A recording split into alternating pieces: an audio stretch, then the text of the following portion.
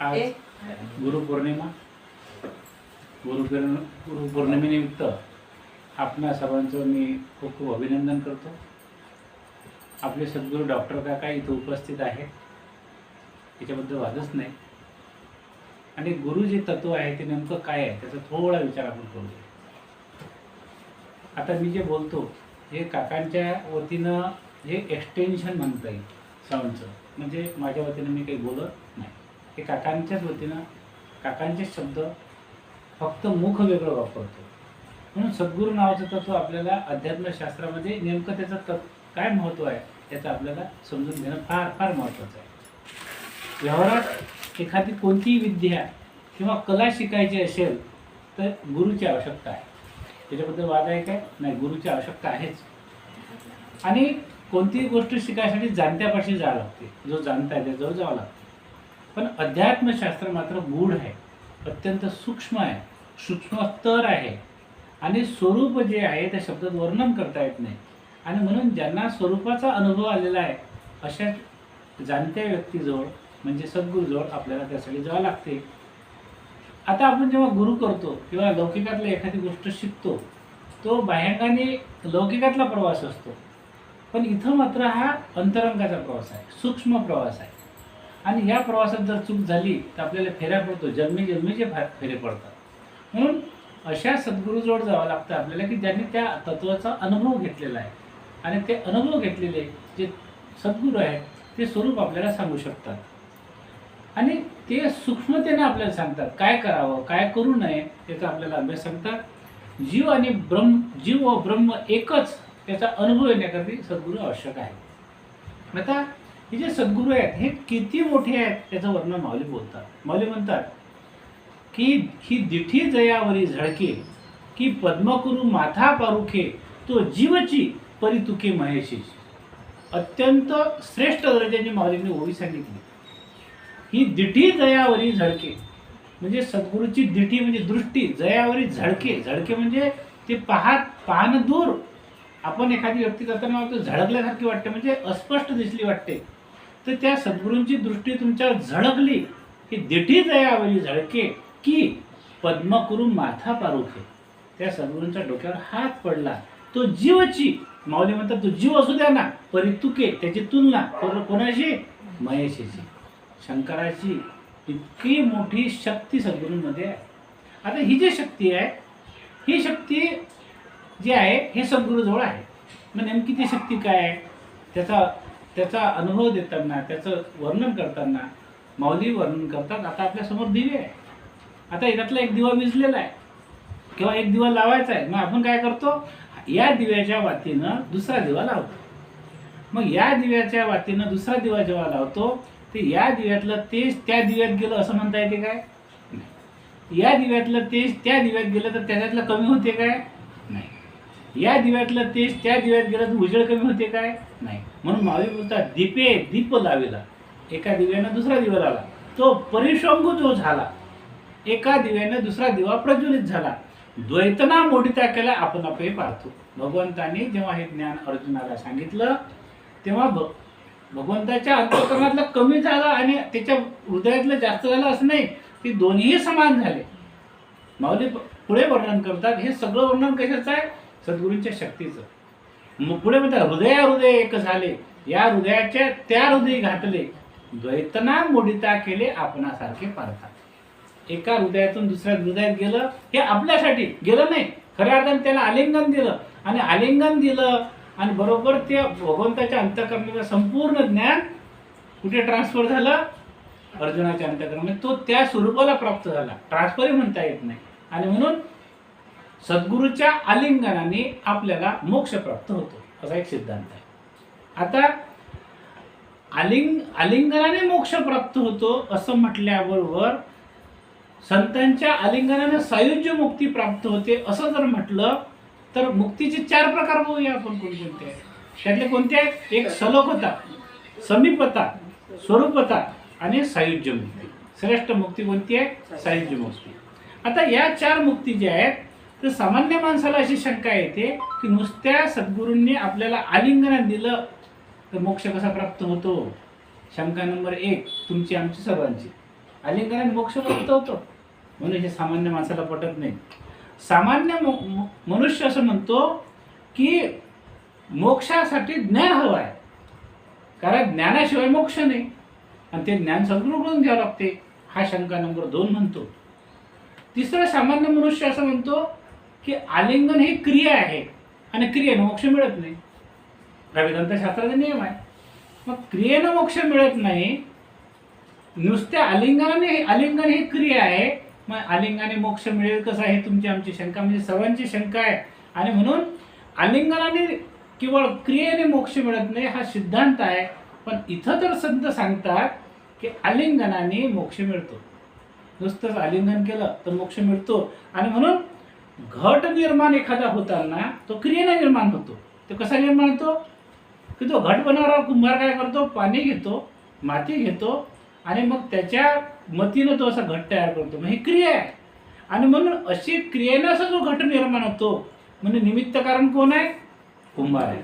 आणि उपादान कारण काय आहे, माती आहे. म्हणजे उपादान कारण त्याला पाहिजे, निमित्त कारण पाहिजे, आणि नंतर तो घट निर्माण होतो. आणि घट क्रियेनं निर्माण झाल्यानंतर तो विकाराला प्राप्त होतो. तो कधी असतो, कधी फुटतो. म्हणजे जे क्रियेनं निर्माण होते त्याला विकार असतो, आणि जे क्रियेनं निर्माण होते त्याचा एक दिवस नष्टही होते. मग आता ही जर आलिंगनाची क्रिया आहे सद्गुरूंची, तर मग ती विकाराला प्राप्त होणारच आहे आणि ती एक दिवस नष्टही होणार आहे. मग तुम्ही कसे म्हणता की संतांच्या आलिंगनाने, सद्गुरूच्या आलिंगनाने, त्यांच्या स्पर्शाने, त्यांच्या पाहण्याने, त्यांच्या संकल्प मात्राने मोक्ष होतो? पुढचं असं सगळं वर्णन पाहूया आपण. आणि म्हणून आपल्याला हे खोटं वाटते की असं काही होत नाही. आणि म्हणून क्रियेने निर्माण झालेलं विकाराला प्राप्त होते. मग मोक्ष कसा प्राप्त होईल? तुमचा आमच्या सगळ्यांचा हा प्रचंड असा अनुभव आहे की क्रियेनं जे प्राप्त होते त्याला विकार आहे, ते एक दिवस असते आणि एक दिवस नसते. आणि मोक्ष मात्र तसा नाही, तो आहेच आहे. आणि म्हणून काही अनित्यता या मोक्षामध्ये आहे काय? पण मोक्षता नित्य आहे. आणि म्हणून अनित्यता हा धर्म क्रियेमध्ये निर्माण झालेले आहे. म्हणून हा आहे काय, त्याचं वर्णन माऊली सांगतात नाही. संतांच्या आलिंगनाने मोक्ष आहे असा कित्येक संतांनी आपल्याला त्याचा अनुभव केला. आणि म्हणून जे कृतीनं मिळते ते अनित्य असते. आलिंगन हे कृती आहे. आणि कृती साध्य वस्तूचे 4 प्रकार सांगितले. जे कृतीनं होते त्याच्यातलं एक आहे उत्पात्य. कृतीने एक उत्पन्न होते आणि नष्ट होते. दुसरं विकार्य, ते म्हणजे निर्माण होते, त्याला विकार होतात. प्राप्त, प्राप्त झाल्यानंतर ते अप्राप्त सुद्धा होते. आणि संस्कार्य, ज्याच्यावर संस्कार असतात ते सुद्धा संपते. आणि म्हणून उत्पात्य, घट निर्माण होतो, घट फुटून जातो. विकार्य म्हणजे दह्याचं दूध होते, दुधाचं दही होते, आणि नंतर ते विकाराला प्राप्ती. आणि प्राप्त क्रियेने एखादी क्रिया केली तर स्वर्गाला जातो आणि ते सुद्धा संपून जाते. संस्कार्य म्हणजे संस्कार्य, एखादी गोष्ट घडली ते संस्कार सुद्धा निघून जातात. म्हणून क्रियेनं ज्या 4 प्रकारच्या क्रिया होतात त्या सुद्धा कशा आहेत, अनित्य आहेत. मग मोक्ष कसा होईल अशा पुन्हा शंका येतात. पुन्हा फिरून तिथंच येतो आपण की संतांच्या आपल्याला आलिंगनाने मोक्ष मिळतो का? आणि म्हणून जो मोक्ष मिळतो तो अनित्य आहे असं आपल्याला वाटते. पण संत सांगतात तो मात्र नित्य आहे. आणि तो क्रियेला मिळत असलेला तरी नित्य आहे. आणि म्हणून त्याचं समाधान आपल्याला शंकेचं करावं लागेल आता आपल्याला. कारण आपल्याला पहिल्या शंका येतात की असं काही होते काय, अशी काही त्यांच्याजवळ शक्ती असते काय, मग ती शक्ती असते तर मग दिसत का नाही? आणि त्या सगळेच शंकेचं उदाहरण माऊली आपल्याला करतात. म्हणून संतांनी असा आपल्याला काही अनुभव सांगितले की संतांच्या अंगावरून आलेला वारा जरी आपल्याला लागला तरी मोक्ष मिळतो. वारा एक निळोबरायचं प्रमाण आहे. कोण म्हणते याला फार महत्वाचं आहे, सुप्रीम कोर्ट आहे. ते काय म्हणतात, यांचा वारा लागेल ज्याशी, त्या सद्गुरूंचा वारा ज्याच्याला लागेल येती त्याशी मुक्ती ही वरू, त्याला मुक्ती प्राप्त होते. निळोबराय म्हणतात. तुकाराम महाराज म्हणतात, संतांच्या पायाचा धुलीकण प्राप्त झाला तर सायुज्य मुक्ती मिळते. त्यांच्या पायाचा धुलीकण प्राप्त झाला, सायुज्य मुक्ती मिळते. आता स्थूल शरीराला संतांच्या शरीराचा धुलीकण प्राप्त झाला तर शरीराला शीतलता प्राप्त होते. तप्त झालेला मनुष्य, रागीट मनुष्य, त्यांचा धुलीकण प्राप्त झाला तर तो शांत होतो. हे सगळं वर्णन संत सांगतात. आणि त्यांचा शरीराला जर स्पर्श झाला तर सूक्ष्म शरीर बाधित होते. म्हणजे काय होते, त्याला सायुज्य मुक्ती मिळते असा संतांचा अनुभव आहे. आणि म्हणून माऊली बोलतात, हे दिठी जयावरी झळके की पद्मकुरु माथा पारुखे तो जीवची परितुके महेश. सगळं वर्णन माऊली काय करतात या सगळ्यांसाठी. आणि म्हणून माऊली म्हणतात की सद्गुरू कोण आहेत, जेने भ्रांतीपासून हिरतले. आपल्याला जे भ्रांती आहे, मी जीव आहे, ते घेऊन घेतात. जेने भ्रांतीपासून हिरतले गुरुवाक्य मन धुतले. गुरुवाक्य काय करतात, आपलं त्यांच्या गुरुवाक्याने आपलं मन स्वच्छ होऊन जाते. मग आत्मस्वरूपी घातले हारोनिया, आणि मग ते आत्मस्वरूपाकडे घेऊन जातात. ते सद्गुरू असतात. असं खूप वर्णन करता येईल. पण हे सद्गुरू हे करतात कसं. आपल्याला असं वाटेल की मग हे कृपा नावाची कृपा असते काय, तर पहिली कृपा आहे त्यांची शक्तिपात. शक्तिपात नावाची त्यांना शक्तिपात नावाची शक्ती त्यांच्या सद्गुरूकडून त्यांना प्राप्त होते. ज्यांना ज्यांना अनुग्रहाचे अधिकार देतात, एक तर ते सद्गुरू देतात किंवा ते परमेश्वराकडून शक्ती मिळालेली असते. दोनच प्रकारे असते शक्तिपात. आपल्या ठिकाणी नसलेली शक्ती साधकांच्या हृदयात कोणत्याही पद्धतीने संक्रमित करू शकतात. सद्गुरूजवळ जे शक्ती असते ती शक्ती शक्तिपाताने ती संक्रमित करण्याच्या त्यांना संपूर्ण अधिकार आहे. नवे नवे तर ती त्यांच्याजवळ पॉवर आहे, ते संक्रमित करतात. आता त्याला शांभव बोध म्हणतात. शांभव बोध म्हणजे शांकरी विद्या जी आहे ती शांभव बोध आपल्याला ते टाकतात. आपला अनुग्रह देताना काय करतात, डोक्यावर हात ठेवतात, मंत्र देतात, आणि डोक्यावर हात ठेवताना एक शिरशिरी येते, तेव्हा ती शक्तिपात करतात. आणि म्हणून शक्तिपाताचे 4 प्रकार आहेत. आज जरा थोडा वेळ होईल, पण ते जरा नीटपणे समजून घ्या. याचं कारण असं आहे की गुरुपौर्णिमेचा मुहूर्त आहे आणि सद्गुरू डॉक्टर काकाच या मुखातून बोलत आहे, ते माझ्याजवळचं काही नाही. आणि म्हणून 4 प्रकारचे त्यांनी सांगितले. एक स्थूल दीक्षा. स्थूल दीक्षेमध्ये स्पर्शाच्या योगाने सद्गुरू ज्ञान देतात. स्पर्श करून डोक्यावर हात ठेवतात आणि स्पर्श करून ज्ञान देतात.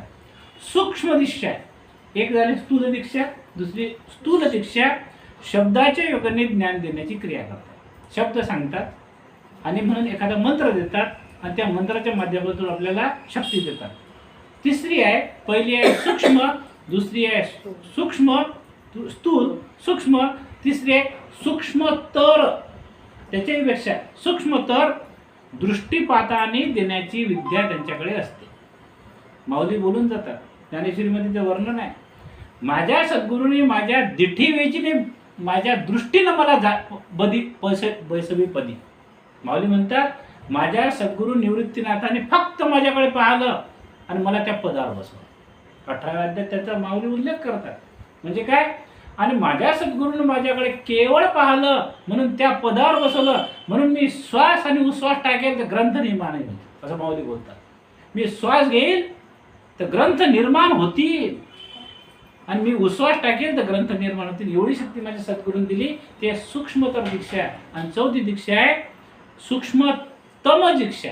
ते त्याच्यापेक्षा आहे संकल्प मात्राने ज्ञान देतात. ते तिथे बसलेले आहेत. कुठे, मुरगुडला. त्यांच्या मनात एक संकल्प आला की आपला कोणता तरी शिष्य आहे, त्याची त्यांना आठवण व्हावी. त्यांनी आठवण केली, गेला ज्ञान होते. आता या गोष्टी वर्धना वाटतील, पण अध्यात्मशास्त्रात मात्र ह्या सगळ्या खऱ्या ठरलेल्या आहेत. श्रद्धेच्या आधाराने याचा पाठपुरावा करावा, नंतर आपल्याला काय होते त्याचा अनुभव येऊन जातो श्रद्धेच्या आधाराने. आणि म्हणून श्रद्धा नावाची गोष्ट आहे, ते पहिला आपला सगळा प्रवास अंधश्रद्धेतून होतो आणि मग श्रद्धा येते. हे 4 प्रकार मानलेले आहेत. या 4 प्रकारचा बोध करण्याच्या बोध सद्गुरू आपल्याला करतात. या 4 प्रकाराच्या मध्ये 2-2 प्रकार पुन्हा पडतात. त्या 2 प्रकार पडतात. आणि म्हणून स्थूल दीक्षा, स्थूल दीक्षेमध्ये स्पर्श दीक्षा आहे, स्पर्श करून. आणि त्याचं उदाहरण आहे परीस.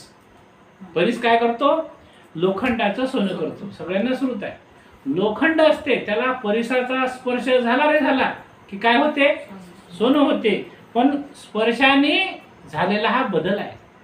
म्हणून जीवच असतो, त्याला ज्ञान नाही, पण सद्गुरूचा स्पर्श झाला की त्याचं काय होते, काल आपण अभंग केला, साधुबोध झाला तो नुरणे ठेला, ठाईच झाली समाप्ती झाली जशी.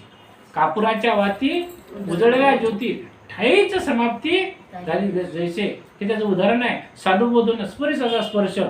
पण परिसाचा लोखंडाला स्पर्श झाला, पण तो परिसाचा लोखंडाचं सोनं झाल्यानंतर त्या सोन्याचा स्पर्श जेव्हा दुसऱ्या सोन्याला होतो किंवा सोन्याचा स्पर्श जेव्हा दुसऱ्या लोखंडाला होतो त्याचं सोनं होत नाही.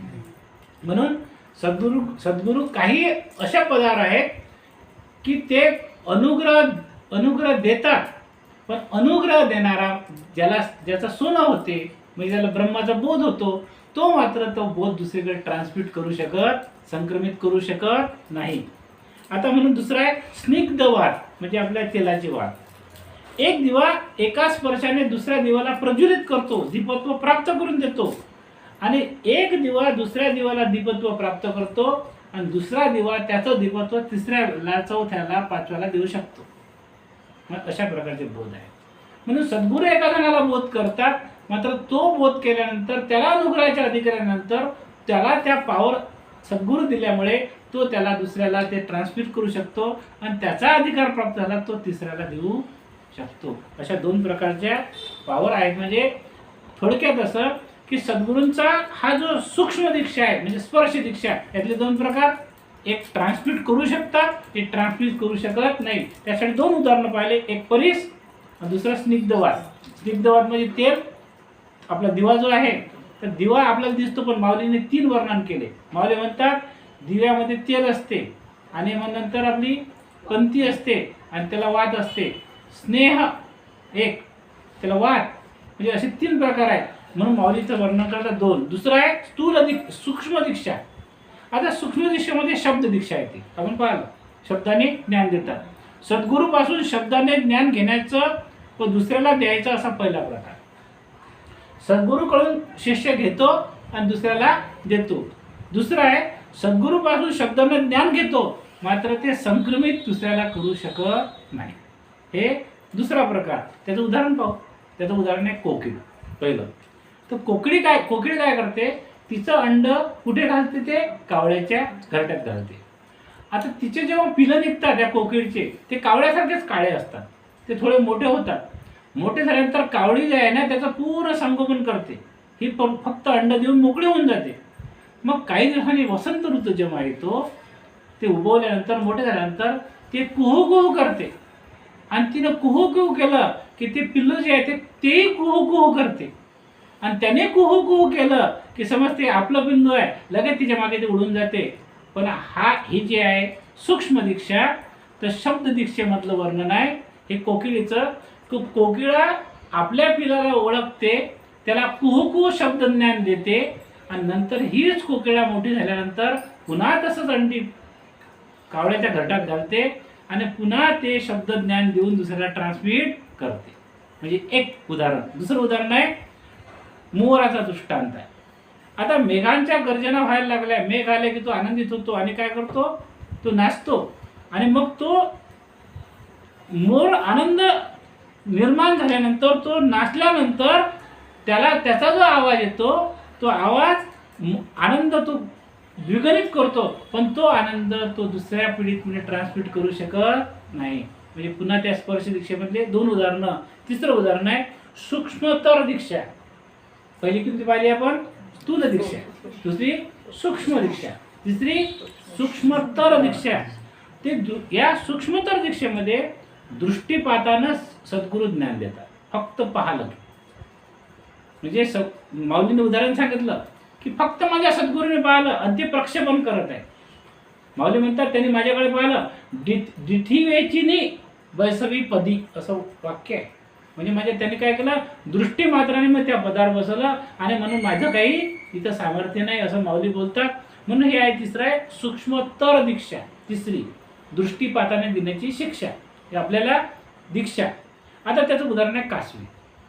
कासवीला दूध नसते, तिचं पिलं जन्माला आल्यानंतर ती काय करते, फक्त त्या पिलांकडे पाहते. त्याचं सुद्धा माऊलीने उदाहरण दिलेलं आहे. ती पाहिल्याबरोबर त्यांचं पोट भरते, त्याला ते दूध पाजत नाही, फक्त ते अत्यंत कोमल अंतःकरणाने तिच्याकडे मुलाकडे पाहते त्यांच्या, आणि तिनं पाहिलं की ते काय होते, त्यांचं पोट भरते. आणि म्हणून दृक दृश्य दीक्षेचं हे उदाहरण आहे की सद्गुरूने पाहिलं की आपलं ज्ञान परिपूर्ण झालं. तिथं काही बोलावं लागत नाही, तिथं असं म्हणावं लागत नाही मी आता पंचदशीचा अभ्यास करतो. त्यांच्या अंतःकरणात असं वाटलं, त्यांनी आपल्याकडे पाहिलं की काम झालं. म्हणून साधुबोध झाला तो नुरोने ठेला जे म्हणतात ना, ते आहे.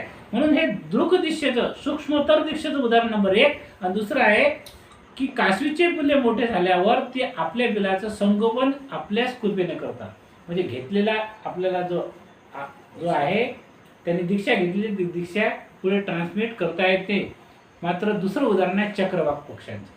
चक्रवाकाचं उदाहरण माऊलींनी केलं. आता जेव्हा ज्ञानेश्वरीचा अभ्यास घेऊ, चातुर्मास हा एक संकल्प आहे, चातुर्मासात घ्यावं म्हणून ज्ञानेश्वरी. ती चक्रवाक पक्षी काय करतात, एक नदी असते, एक नर इकडून असतो, मादी तिकडून असते, आणि ते रात्री ते काय होतात, त्यांचा विरह होतो.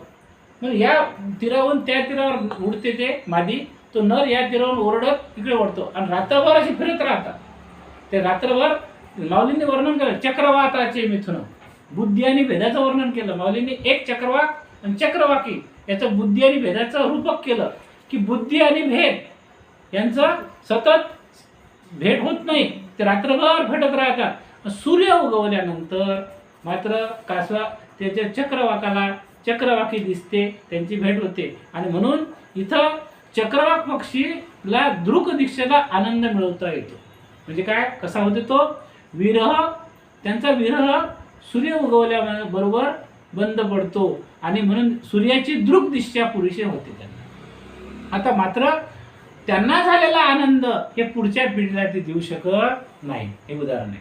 मात्र माऊली ओवी सांगतात, शब्दाच्या आसकडी भेदनदीच्या दोन्ही तडी, शब्दाच्या आसकडी भेदनदीच्या दोन्ही तडी आरडत विरवेडी बुद्धी भेदू.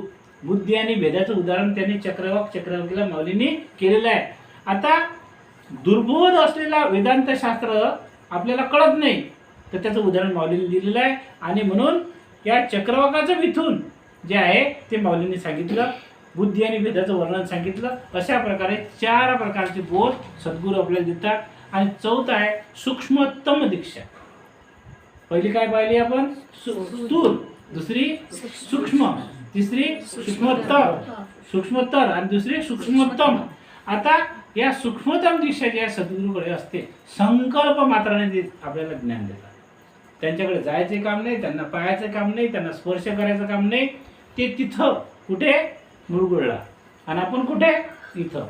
त्यांना असं वाटलं की अकोल्यामध्ये इंगळे साहेबांच्याकडे बसलेले जे लोक आहेत त्यांना ज्ञान द्यावं. तुमच्यापैकी कोणाला तरी असं वाटलं तर तुम्हाला ज्ञानप्राप्ती होऊन जाईल.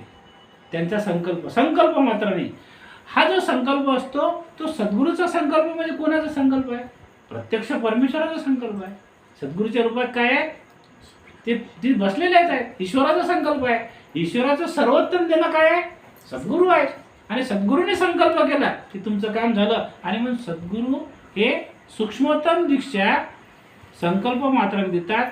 आणि म्हणून काहींना संकल्पाने ज्ञान घेता येतं आणि ते देताही येतं, पण काहींना संकल्पाने ज्ञान घेता येतं पण पुढच्या पिढीला ट्रान्सफर करता येत नाही. असे उदाहरण आहे. म्हणून सद्गुरूंचे 3 गुण आपण सांगितलेले. कोणते आहेत 3? त्यांना संपूर्ण ज्ञान असावं, त्यांना त्या सद्गुरू त्याचं ज्ञान झालेलं असावं, 1 ग्रंथाचं पठण झालेलं असावं, आणि त्यांना दीक्षा देण्याची पात्रता असावी. श्रोत्रिय ब्रह्मनिष्ठ दयाळू.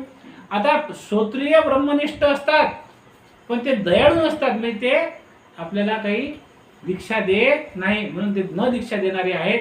आणि काही दीक्षा देणारे आहेत. आणि त्यातलं संकल्प मात्राचं उदाहरण आहे मच्छी, मासळी. ती मच्छी म्हणजे मादी काय करते, पाण्यात मच्छी एका ठिकाणी असते, तिचे पिलं कुठेतरी असतात आणि त्या पिलांना भूक लागते.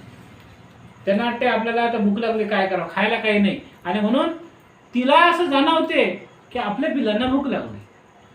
अद्वैत असते अंतःकरणाचं. आणि म्हणून त्यांना भूक लागली असा संकल्प तिच्या अंतःकरणात आल्याबरोबर त्या संकल्प मात्रांनी माझ्या पिलांचं पोट भरावं असा ती संकल्प करते, मुलांचं पोट भरते. हे उदाहरण आहे धर्म याच्यामध्ये अध्यात्मशास्त्रामध्ये. म्हणून संकल्प मात्रांनी मच्छी कुठेतरी आहे, पिलं कुठेतरी आहे.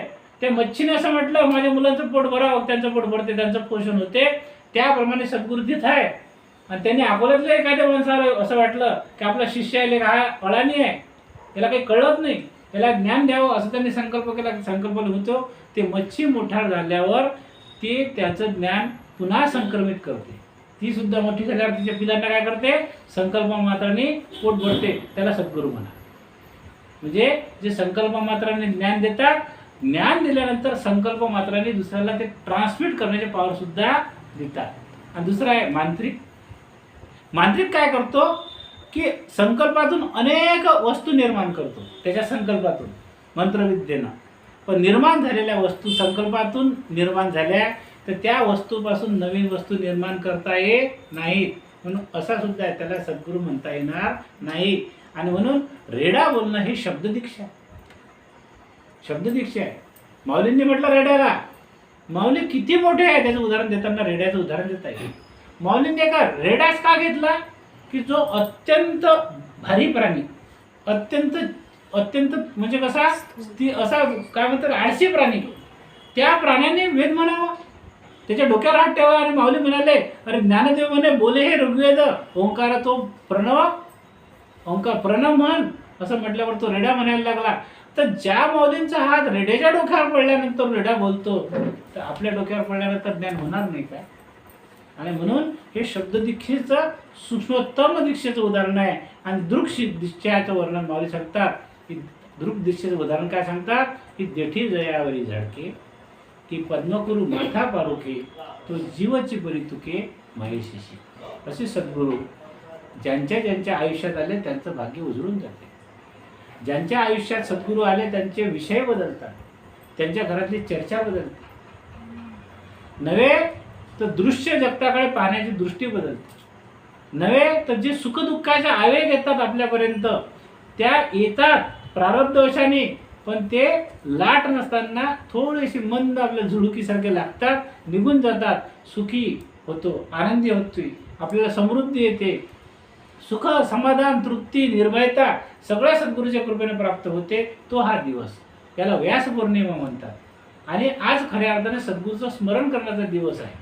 आज आपण गेलो नाही, या निमित्तानं आपण सगळ्यांनी स्मरण केलं. इथं माझ्या सगळे भाग्यवान आहोत, आज सद्गुरूचं स्मरण केलं. त्या डॉक्टर काकांना मी प्रार्थना करतो की आम्हा सर्वांवर असा कृपेचा वर्षाव करा आणि असंच आम्हाला सतत परमार्थापती आमची मती न्यावी, आमची मती. आमची जे प्रार्थना म्हटली ते प्रार्थना पूर्णत्वात जाऊ अशा सद्गुरूच्या चरणी मी आपल्या सर्वांच्या वतीनं माझी सुद्धा विनंती करतो. आणि आज आपण अत्यंत शांतपणे डॉक्टर काकांचे 2 शब्द माझ्या मुखातून ऐकले, त्याबद्दल मला आपल्या सर्वांचे आभार मानतो. आणि आता यानंतर कार्यक्रम आपला शेवटचा होईल. अशा सद्गुरूंची कृपा सतत राहावी. त्या ज्ञानेश्वरीचं वाचन करण्याचे संकल्प आपल्या मनात यावं, ज्ञानेश्वरीच्या चिंतनाकडे राहावं. डॉक्टर काकांनी जे जे ग्रंथ संपदा निर्माण केलेली आहे त्याच्याकडे आकर्षित राहण्याची कृपा त्यांच्याच कृपेने आपण वाचावं अशी मी सदिच्छा व्यक्त करतो आणि माझे 2 शब्द संपवतो. रामकृष्ण हरी.